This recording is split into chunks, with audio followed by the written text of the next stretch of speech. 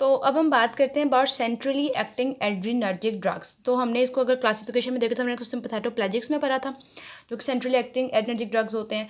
अब centrally acting adrenergic drugs में मैं आपको यहीं से बुक से ही बता देती हूँ, दो किस्म के ड्रग हैं, क्लोनिडीन और मिथाइल डोपा है। और क्लोनिडीन और मिथाइल डोपा मैंने आपको दोनों अपनी प्रीवियस वीडियोस में बताए हुए हैं कि क्लोनिडीन और मिथाइल डोपा दोनों के दोनों अल्फा-2 रिसेप्टर्स पे एक्ट करते हैं, ठीक है। जब अल्फा-2 रिसेप्टर्स पे एक्ट करेंगे, हमें पता है अल्फा-2 रिसेप्टर्स करते क्या हैं कि सिंपैथेटिक सेंट्रली जो सिंपैथेटिक आउटफ्लो को इनहिबिट कर देते हैं। जब सिंपैथेटिक आउटफ्लो ही इनहिबिट हो जाएगा, जिसकी वजह से पेरिफेरल वास्कुलर रेजिस्टेंस भी कम होगी और ब्लड प्रेशर टुवर्ड्स नॉर्मल हो जाएगा, तो ये हो गया इनका मैकेनिज्म ऑफ एक्शन। अब क्लोनिडीन को हम किन किन केसेस में यूज़ करेंगे? क्लोनिडीन को हम यूज़ करेंगे ऐसी हाइपरटेंशन जो अगर उनको पहले भी आप ट्रीट कर चुके हो 2 और मोर ड्रग्स से, बट वो हाइपरटेंशन ट्रीट नहीं हुई, तो फिर हम क्लोनिडीन से ट्रीट करते हैं।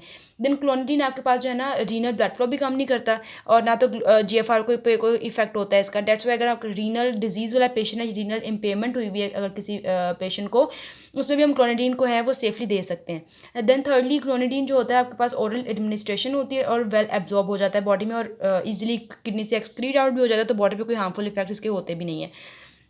देन आपके पास ये है कि ट्रांस एक तो हमने कहा ना कि ओरली वेल एब्जॉर्ब्ड है, बट ट्रांसडर्मल पैच के फॉर्म में भी क्लोनिडीन होता है हमारे पास, ठीक है। ये देखो यहाँ पे लिखा भी हुआ है वहाँ पे क्लोनिडीन ट्रांसडर्मल पैच के फॉर्म में भी अवेलेबल होता है, ठीक है। ट्रांसडर्मल पैच के फॉर्म में भी अवेलेबल। इसके एडवर्स इफेक्ट्स अगर आप यहाँ पे देखो तो आपके पास कॉन्स्टिपेशन, अभी कैल्शियम चैनल ब्लॉकर्स में भी हमें पता है ना, वेरापेमिल एक तो फर्स्ट की ब्लॉकर था, कॉन्स्टिपेशन करा था, तो आपके पास क्लोनिडीन भी कॉन्स्टिपेशन करेगा, माउथ को बहुत ड्राई कर देगा।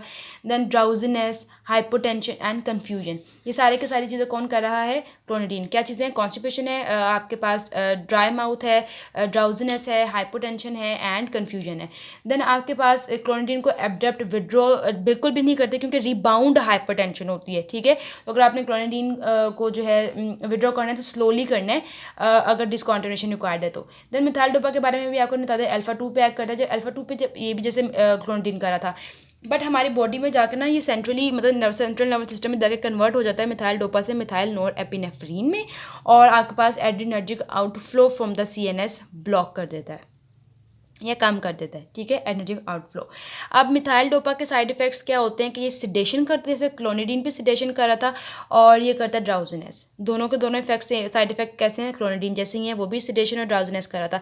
और मिथाइल डोपा को हम ज़्यादा रिकमेंड या इसलिए भी यूज़ नहीं करते क्योंकि एक तो इसके साइड इफेक्ट्स प्रोफाइल है, प्लस इसको दिन में बहुत सी डोजेज, मल्टीपल डोजेज होती हैं डेली इसकी, ठीक है। मल्टीपल डेली डोजेज के लिए भी पेशेंट नहीं ले पाते, मल्टीपल जो है ना डेली डोज देनी होती हैं।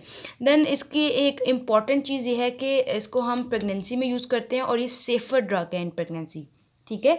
इसको हम मैनेजमेंट ऑफ हाइपरटेंशन प्रेगनेंसी में यूज़ करते हैं, फिर से रिकॉर्ड ऑफ सेफ्टी है उसका। तो एक इंपॉर्टेंट जो है ये वाइवा क्वेश्चन भी होता है कि वो पूछते हैं कि which anti hypertensive it is safe in pregnancy, that is methyl dopa.